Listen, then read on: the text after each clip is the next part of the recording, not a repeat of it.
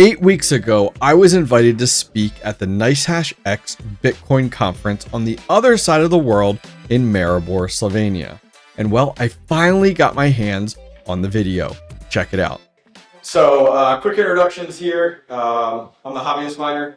That's my YouTube handle and channel. I started mining back in early 2021, started a little bit in 2018, trying it out, trying to get rich in 3 months. We all know that's not how this industry works. So came back to it in 2021 and decided to document my journey via YouTube. So my first YouTube video was very much me having no clue what I'm doing and just documenting that journey. And now we're several years later, and somehow we're up on the stage talking to you guys right now. My name is Seb, from Seb's FinTech channel on YouTube. I'm also a YouTube content creator, specifically focused on crypto mining, with a kind of niche in that I'm mostly at-home mining, trying to bring new people into mining through sort of just educational content about mining from home. We're going to get into kind of what that is like in this little talk that we're going to do today. We're also going to save about 10 minutes at the end of our time here for any questions you might have for us. I believe that is it. We did have a fancy graphic that I think they're going to put up on the stage. We'll see. Maybe. You guys have it great. If not, no big deal. Yeah. All to you. Sure, absolutely. So let's jump in a little bit and talk a little bit about the challenges of home mining. How many people right now are mining from their house? Anybody here? There we go. Yeah, I like to see it. Awesome. So if you are one of those people, you absolutely know the struggles. So the number one thing that, this conference has been phenomenal, has a lot of enterprise and commercial level discussion on mining, let alone Bitcoin, but you can't really forget where you came from, which is home mining. That's where most people started. Some people jump right from A to C, going right from nothing to massive industrial farms. But as a home miner, a lot of challenges we run into. I think number one, so you would agree, is power cost. Well, let's pull back a little bit, because Sure. I just wanted to start with, from a pragmatic perspective, what are we actually doing when we are mining?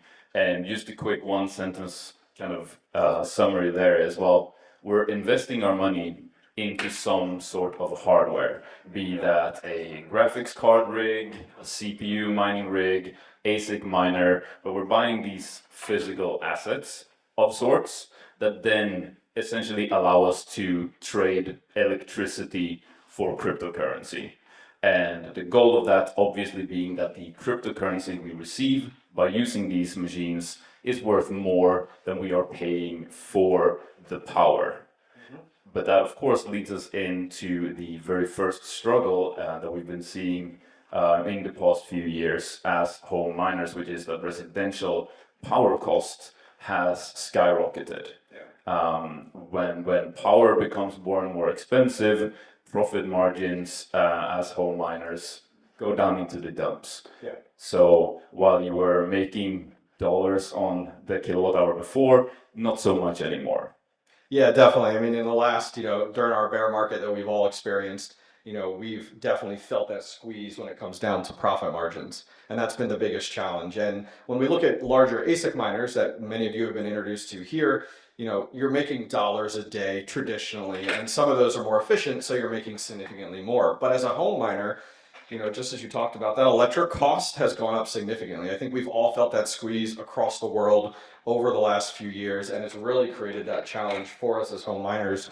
So we traditionally have to become more creative almost on how to get by as a home miner.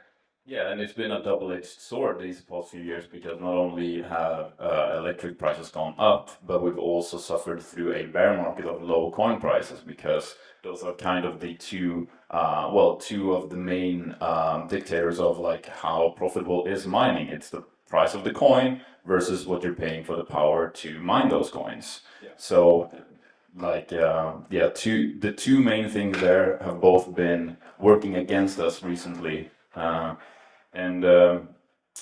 course, lower profit margins, you gotta get creative, right? And that's what we've seen a lot from our communities and from the type of content that people have been wanting from us as content creators in the space, I suppose.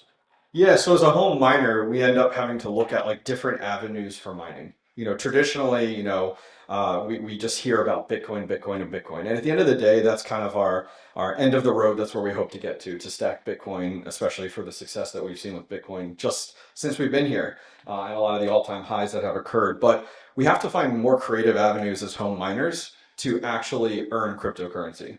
And it's not just grabbing a full-size ASIC miner like Kanan has upstairs and plugging that in at home. Most people, one, that's a high cost, upfront capital cost to do as a home miner. On top of that, you have your high electric rates and such. So we've had to get very creative as to what type of equipment we run from home as a home miner. Yeah, and fortunately, there's plenty of choice as a home miner for what type of hardware you can run. We have everything from just CPU mining on personal computer processors, essentially, graphics card mining, GPU mining. You can, of course, also dabble into full-size ASIC miners from Bitmain, Canaan, whatever. You also have smaller ASIC miners, these box miners that we've seen from different manufacturers. And then there's also other areas of, not quite mining, but kind of mining with these different D-pin devices, which you've done quite a bit of content on your channel about.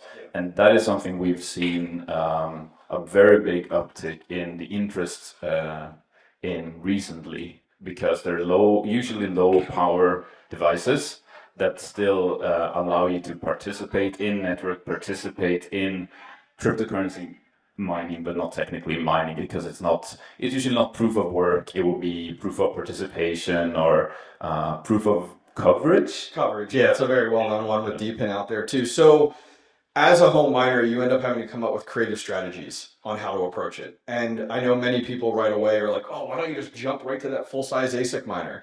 Well, first off, as a brand new miner and as an early miner, one, that's a big capex to take that step for as a homeowner. But two, you also almost want to proof of concept it out a little bit, test the water, see how you can do.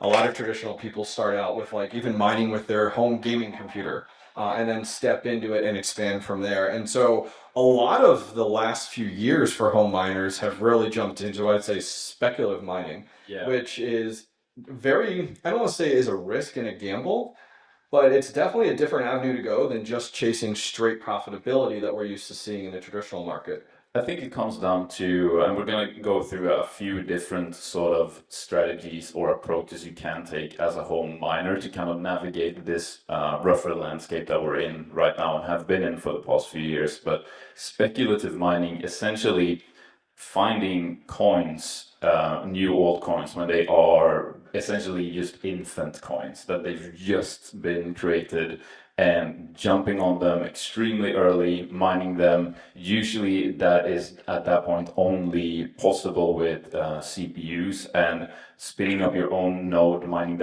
solo mining directly to your own node for that project. You have no clue on the valuation of these coins at that point. You're just kind of taking a gamble on, hey, I'll trade some of my electricity for this brand new token, and if I'm lucky, this is going to be something of a next Dogecoin or a Caspa or whatever, but probably in 99% of the cases it is not going to be that.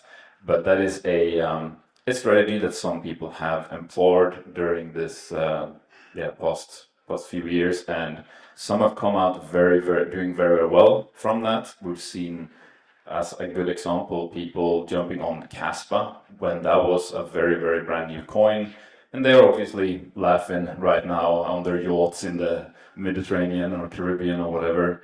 But then we've also seen people hop on different coins and they have not been that successful. Yeah, I mean, speculative mining is definitely a gamble that I think we as home miners take. Traditionally mining Bitcoin at home, especially like for me coming from the States, we don't have the power to support that. We're only running like 15 amp, 120 versus over in the EU, you definitely have, your 220 and higher. So the traditional user trying to build GPU rigs or CPU rigs is okay and can get you by to get started. But once you start talking about ASICs and just plug it into an outlet, you absolutely can't do that. So you're forced to go down the route of speculative mining, or which wasn't even a thing back during the Ethereum merge time period before that when it was extremely profitable. But it existed, but I don't think it wasn't really advised to. Yeah. I mean, it's depending on who you are. I guess it's not advised because it is a full-on gamble to speculative mine. But then you had that guaranteed profitability Correct. like Ethereum, and then if you wanted a different coin, you would still probably advise, well, mine the most profitable coin, which at that point was Ethereum, swap it, and then swap it into whatever coin it is that you would rather hold. Yeah. But yeah. So on top of that too, another strategy for home miners outside of speculative mining is very much so. I think if many of you guys have been home mining over the last few years, you've gravitated towards efficiency. Efficiency has been super important on like, what can I get that's giving me the most hash rate for the least amount of watts? And that does transition up to a higher level once you get to more industrial mining and ASIC mining at scale. But as a home miner, that has been massive, all because of the fact of, as you talked about at the top, you're trading your electric for crypto. Yeah. So the lower the amount of electric that you're using, the more profitable you can be. And usually when looking at mining hardware, the trade-off that you're doing is usually you can get a lot of hash rate for a good amount of, for like a pretty decent price if you're willing to buy inefficient machines that also use a lot of power per mega hash of hash rate. But then you have the flip side of, well, at residential power rates, those machines aren't profitable. You're paying more for the power than they're generating, even though you're getting a lot of hash for that initial purchase dollar. Whereas you have the opposite end of other machines where they were, they're still pricey, but they're using, and they're not giving you as much hash rate, but they're using a very low amount of power. So you would still be profitable above your power rate because they're not using that high amount of power per hash they're delivering you. And that is the strategy that we've seen some people employ. And we want to touch a little bit on just like trading in your hardware and restructuring your farm and all that. And that is what we've seen a lot of people do is, a lot of at-home miners, as myself, just like myself, went all in on GPU mining during the Ethereum days. Yeah. Because it was kind of low barrier of entry. It was available, and you could kind of scale it at an appropriate rate. You could just buy another graphics card, add it to your rig, buy another graphics, and it was easy to kind of build up your farm that way. But of course, what happens is Ethereum went proof of stake, and the bear market hit, and all of a sudden GPU mining wasn't really profitable. And what a lot of people have been doing is slowly selling off their GPUs and essentially buying new hardware that actually is profitable at this point, be that,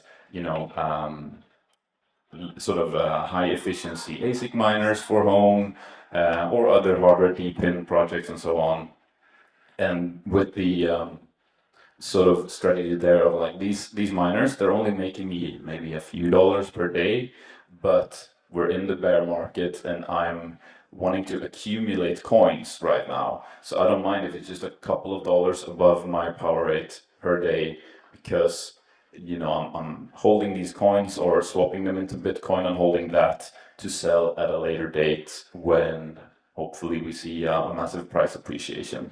And that has worked out great so far. I mean, Bitcoin at all-time high right now. Yeah. Absolutely. Yeah, I think for me too, like you definitely talk about the fact of having to evolve as a home miner.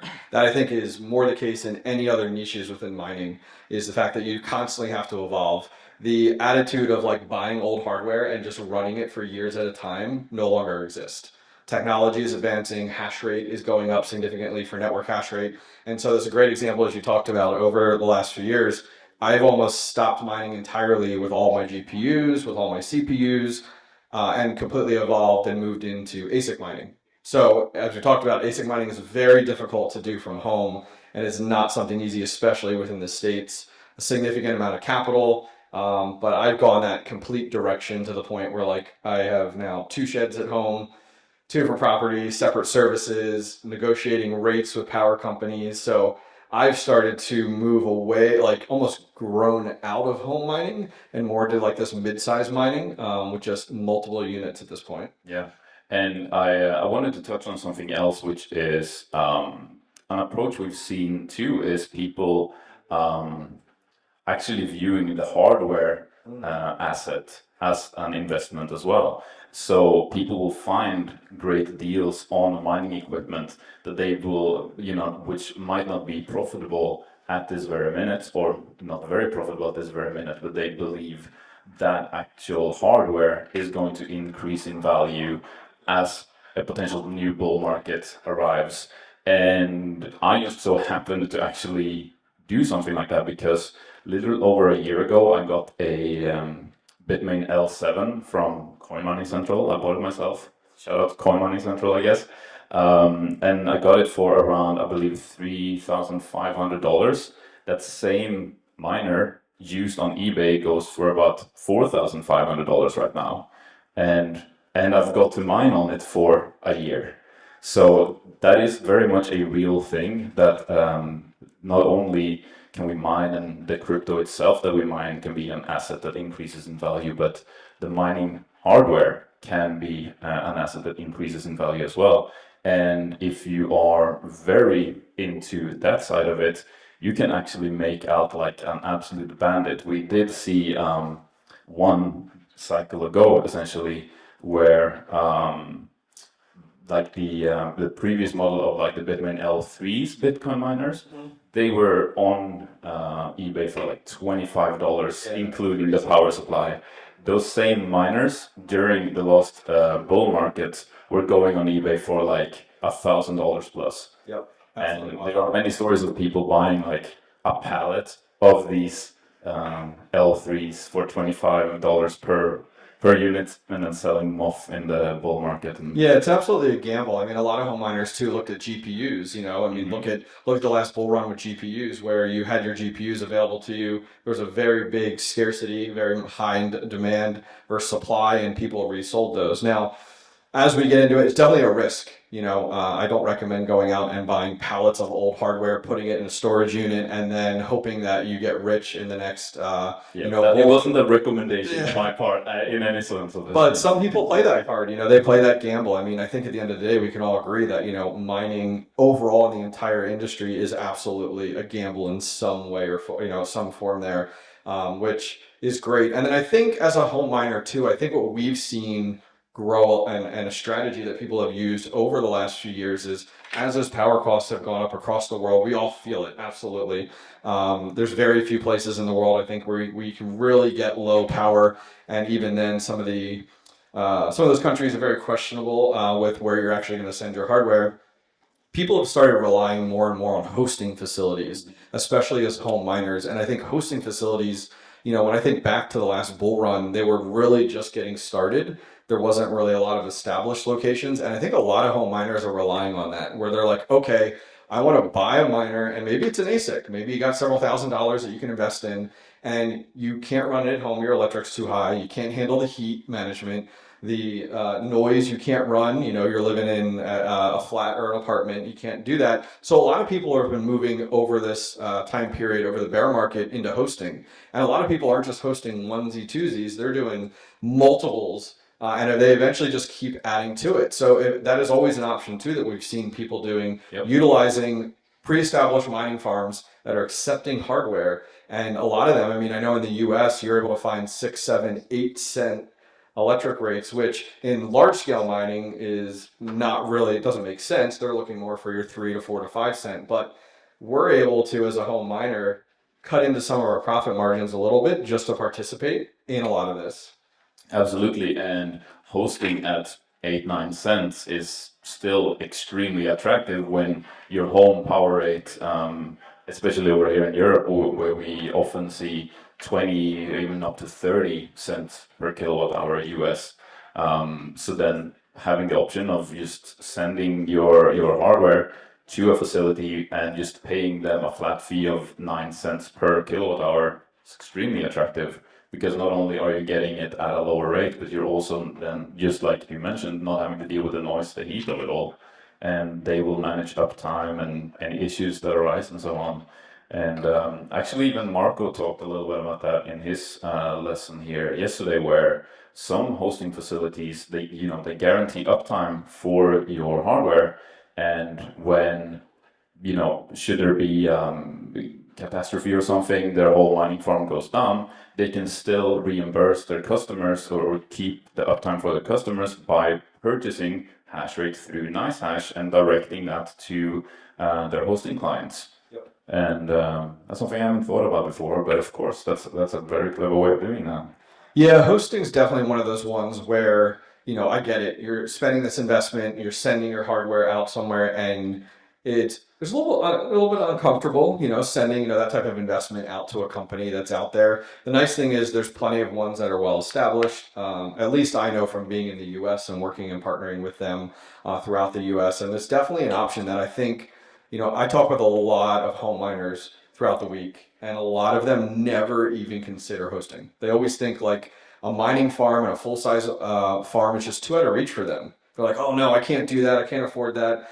When it's like, most of these hosting facilities, like I'm coming from like the home miner perspective, it's like most of them, when you're looking at billing, they're literally just billing you for the electric they're using. And the way, if you're curious on their business model real quick, what they do is they might get their electric for 3, 4, 5 cents. They charge you 7, 8, 9 cents. And so they have a 2 to 3 cent profit margin built in there. So they're just billing you for the electric that you use. And so it's a great business model, and it's really taken off during the bear market as an opportunity for home miners that want to participate and just don't have that opportunity at home. Yeah, but unfortunately, I'm going to say we've not really seen that as much here in Europe, because I am looking frantically for good hosting facilities in Europe.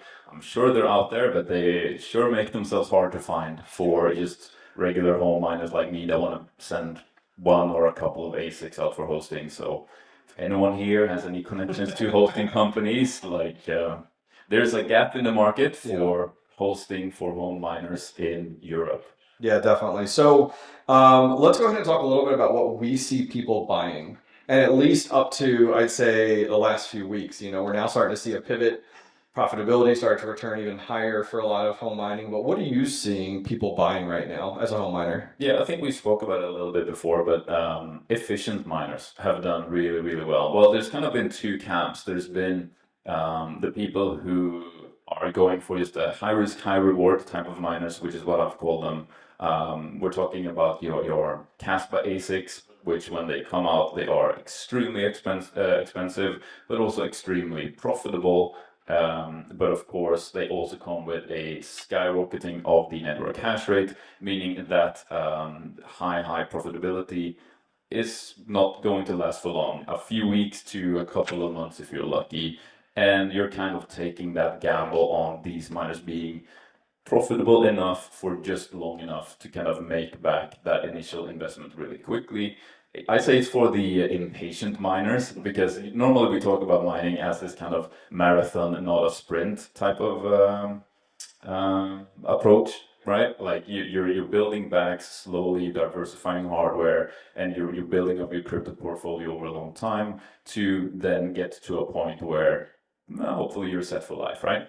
But if you don't have time for that, then you gotta take a much higher risk, and that would be going with something like, these new Caspa miners, lithium miners that come on the market. They look extremely profitable, but it's also, are they gonna be that profitable for long enough for you to make that money back? And that is the big risk that you're taking on, and you have to do essentially your own predictions on what you think there. Flip side of that is going the exact opposite route of the very, very efficient miners, which they don't make very much over your power rate, but they are probably going to stay that bit of little bit profitable for you for years to come. So instead of this quick big buck, hopefully you make your money back, you're instead banking on slowly accumulating crypto over years with this machine. And then at the end of that journey, having built up a very significant bag that you will then be very happy with. Yeah, I think also where, you got to think over the last few years with GPU mining and where we're seeing the trend we're seeing, and we've started to see it, well over a year ago, but it's definitely becoming more established, is the avenue of GPU mining evolving into AI compute services. Oh, yeah. And we've seen a lot of that. A lot of home miners who have all these GPUs, which, are typical, your AMD and NVIDIA cards out there. And, at the end of the day, they want to do something with them versus just pack them up and sit them. So a lot of them are moving in the direction of AI compute services. It's like a rental service, and there's a lot of platforms out there that have turned up that are taking GPUs from cents a day to dollars a day, just offering up your hardware. You run it from home, not necessarily like looking like a data center, but you're absolutely taking these high-end cards with high VRAM and you're going ahead and presenting them to these platforms. And it's pretty much being used for all different types of AI projects. And it's really allowing, home miners and even homeowners just to participate. I mean, we can all agree AI is becoming more and more popular and the need for compute is becoming more and more popular. And so there's a lot of those out there. Now, the only downside I have found with people moving in the AI compute avenue with the rental service is that a lot of those pay out in, as I call it, dirty fiat versus crypto, which I think is what we're all seeking at the end of the day is, stacking our crypto bags. And so that's something where for me as a home miner, that's what I'm really interested in is the direction of that of like, when I can find a service that I can repurpose all my hardware and get paid in crypto that is utilizing AI, it would be fantastic for me. Yep. Yeah, I mean, with many of these compute projects, you're not participating in crypto anymore. Correct. So it's a way to monetize the hardware you already have. You're switching essentially what industry you're in. Yep. No, you're right. Absolutely. And it definitely becomes a challenge. I mean, I think a lot of purchases we've seen more recently for home miners are, as you had talked about a little bit, like there's a lot more risk involved with those. And it's a lot harder for home miners to go ahead and spend the money purchasing, hundreds, if not thousands of dollar miners than it is for a larger company that will absolutely write that off as an expense and move on from there. So it's definitely been a gamble for sure for home mining. I'm very curious on what home mining will look like running into this bull run now, where in the past we relied on Ethereum for GPU mining, and it was so easy, just set it, forget it, and you were making handfuls of money at home, and that doesn't exist this time around. So I'm very curious on where that will pivot for home miners. Yeah, or maybe it will. Maybe we'll see a new coin pop up that's going to be GPU mineable and just pay out the wazoo to home miners, and it will be the same. You can never tell the future, but from what it looks like right now, we don't have that big one GPU mineable coin that's going to carry home mining. So, yeah, I mean, the future could be anything. Yeah, definitely. So we have about 9 minutes left. Would love to open it up for questions. Do we have an extra mic? Yes, we do, but actually you have 12 minutes. 12 minutes left. Thank you. Perfect. So would love to take any questions. Feel free. And if we don't get to your questions, we'll be out in the lobby here and would love to talk with you guys more. There's one here already, so we're good. Awesome. Thank you. How's the retail or commercial industry for waste heat developing? What can we do with the waste heat as private individuals who either heating the apartment like I saw up there, or what I'm more interested in heating water, which I can do the whole year round. Thank you. You want to take that? You want me to take it? You start. Oh, absolutely. So that is a trend that we've seen more and more. And what we're seeing more and more is, and even Marco talked about this a little bit yesterday, is like looking at all the different assets that come out of crypto mining.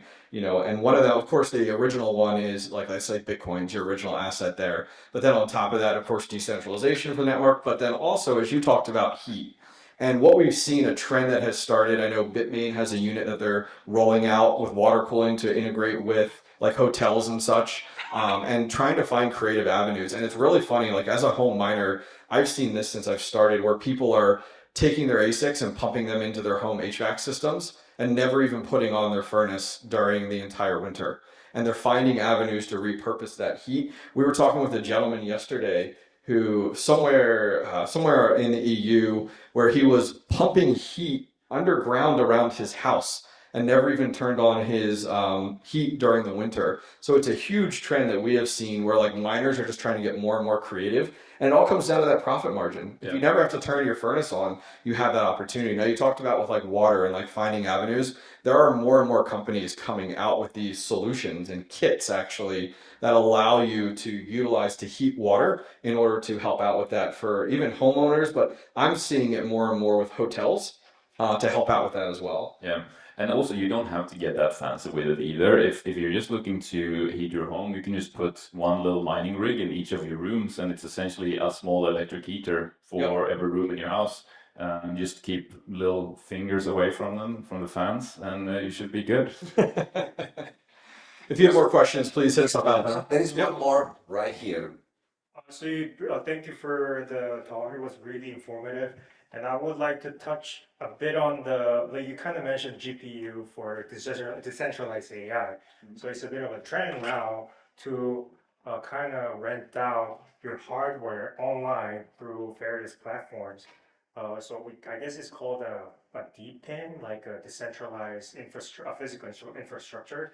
That's the term that they have been using nowadays. Are you guys doing anything for that, like AI? Because you kind of mentioned so maybe you're doing it, but like any project we should look into? Yeah, I mean, I think you're touching on several things there because you have deep-in projects, absolutely, and then you also have these AI compute rental projects. And while they can overlap, they can also be two separate things as well. With the AI rental thing, I think it's a good avenue to if you're sitting on a bunch of hardware to still be able to monetize that hardware in certain extent. If we're talking just kind of regular PC hardware like graphics cards, powerful CPUs, those types of piece of machinery. But then for DeepIn, I think that's more down your avenue because you've looked at a lot of those different projects. Yeah, so I can comment on two of those there. So I've actually in the process of liquidating my GPUs that I have now because they were more focused on 8 gigabits of VRAM, which were fine for mining for the longest time. But as you start to dabble into AI, the more VRAM, the better. And so you're needing higher end GPUs for that. And believe it or not, that is, it's funny you ask about that because that's literally in like 2 weeks, I have a video on my channel I'm doing on, there's a project called Timpi. And they actually have an AI-based node that you can run from home that literally when their platform needs AI compute, it just taps into your home setup just like you would. And theirs is kind of nice because it uses all different levels of hardware. So based off the hardware, whether it's beginner low-level hardware or high-level hardware, you're rewarded on that and you can repurpose that. So that's something I'm really eager to get into. There's a lot of other ones out there, like Vast has one that is a well-known one out there. But for me, as I said, I'm seeking crypto. I'm not looking for fiat. So this one like Timpi, it's called a Synaptron node that they're coming out with. Super eager for that. And I'll actually have a whole video on my channel coming out in about 2 weeks on that, which will be great. Now on the DeepIn side, that's something I've gotten very much into during the current bear market. And DeepIn is very much, as you said, decentralized hardware where it is, honestly, you think of like day-to-day items that you can utilize. So one that comes to mind that I just did a video on my channel and talked about too is a project called Star Power. So imagine as a miner that you can take your electric that you plug into and you can go ahead and actually monetize that. So like they have plugs, like smart plugs, that allow you to be part of their network, and they're gathering that data and then reselling that data on how you use your electric at home. And you're just making money off of it. So think of it, you have a miner at home, now think of that electric, now you can monetize that a little bit. So I've gotten into that. Helium has been a big one that I've got into, WeatherXM, GeoNet. I mean, there's so many DeepIn projects out there, it's wild. So I highly recommend it. And honestly, if you check out either of our channels, we have hundreds of videos on all these types of topics. Great question. You mentioned that there are not many European hosting providers in Europe. In general, electricity rates are quite high in Europe in general.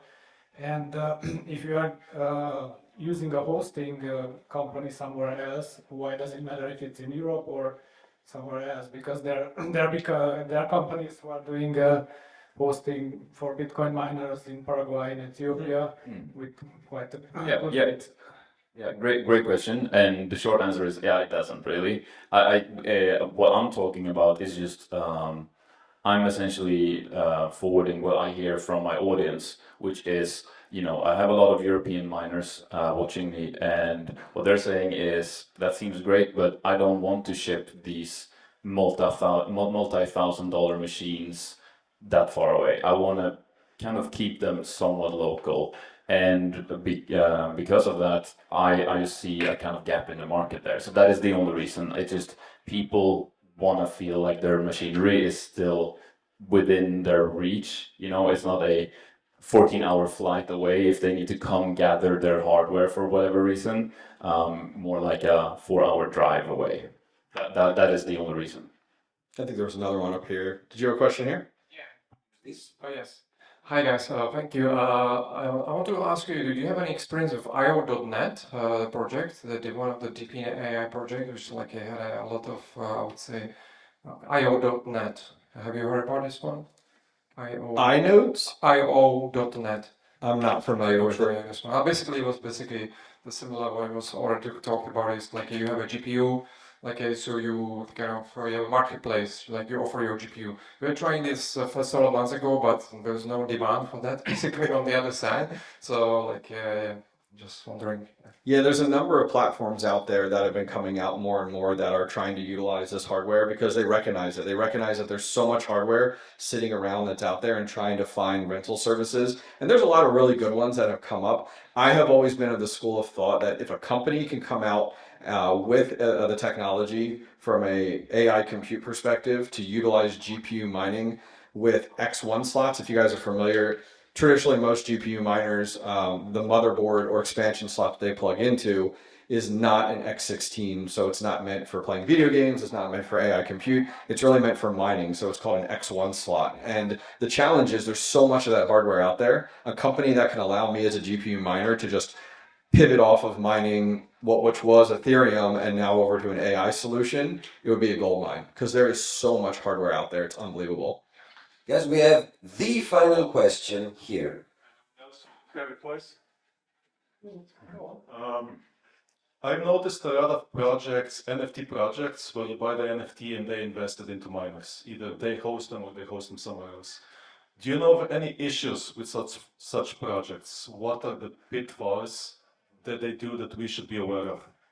You want me to take this one or you want to take it? Well, the one that comes to mind is the KDA Mining Club, right? Where I think they just overpromised and the whole thing kind of fell flat on its back, and the people investing into it essentially never got delivered what they were supposed to. I don't want to speak out of line there because I haven't looked too far into it, but essentially I think that is the case. Yeah, I've gone into some of those projects, and for those of you guys not familiar, I can summarize. We have a few minutes here. NFT mining is really what that category falls under, and what that is the fact if you as a homeowner, you buy, a lot of these companies are coming out with you buying NFT. So instead of buying a miner and hosting it, you're buying an NFT that gives you X amount of hash rate. And so what they end up doing is they end up doing split hashing. They take a miner and they divide it by 10 pretty much. And then they resell that at a fraction, and you don't pay for electric, you don't pay for anything. They kind of take an all-in price and they open up sales for that and you buy it. So you're buying an NFT at the end of the day. But as you know, with mining in a lot of these situations, there's no legality to that. So you're just buying that NFT, and that company then will then say, hey, like, what's your Bitcoin address or your Caspa, whatever address, you provide it to them, and then you start to see those deposits in your wallet, which is awesome and great and looks awesome on paper. However, the downside of that is there's been many companies during the bear market, which that model no longer works, because that was all based off of the profit margins that they were making during the bull run. And now the bear market hits and that same amount, the electric's still there, but the profitability isn't there anymore. So they're using almost crowdsourcing to purchase those miners through those NFT sales. So it's definitely a blessing and a curse, and absolutely it is a gamble that can pay off, but then can also, you can really take a loss on that if that company just goes under, because all you have is an NFT then with no miner behind it. Yeah, and I also want to add to this that like if you're just looking to purchase hash rate, there's a 10-year-old company that already does that, and it's called NicehashX. So there are other alternatives there. Definitely. Seb Hezlo and the Hobbyist miner, ladies and gentlemen, thank you so much. Thank you so much for listening to it. What's up, guys? Sorry to interrupt your video, but want to keep you in the know. So are you new at mining, or you're just looking to step into it? You're not sure what hardware you want to buy, you're not sure what build you want to do, need some help? Maybe you're building your first mining rig and you literally need help step by step installing HiveOS. Maybe you're so far away from mining, but you're looking at it and you just need somebody to bounce some ideas off of. Well, I offer one-on-one calls with the community, and I've done boatloads, some really cool ones. I've helped people set up ASIC miners in the Dominican Republic. I've helped someone troubleshoot their very first GPU mining rig. I've chatted with a guy looking to open up a farm and just wanted a sounding board. I've helped someone else build and set up and configure their brand new Caspa miners. Well, I'm here to help, and I'd love to work with you. If you guys need one-on-one help, I offer it, and I love doing it. So there's a link directly down below to thehobbyistminer.io. Go over there and schedule some time with me. All right, back to the video.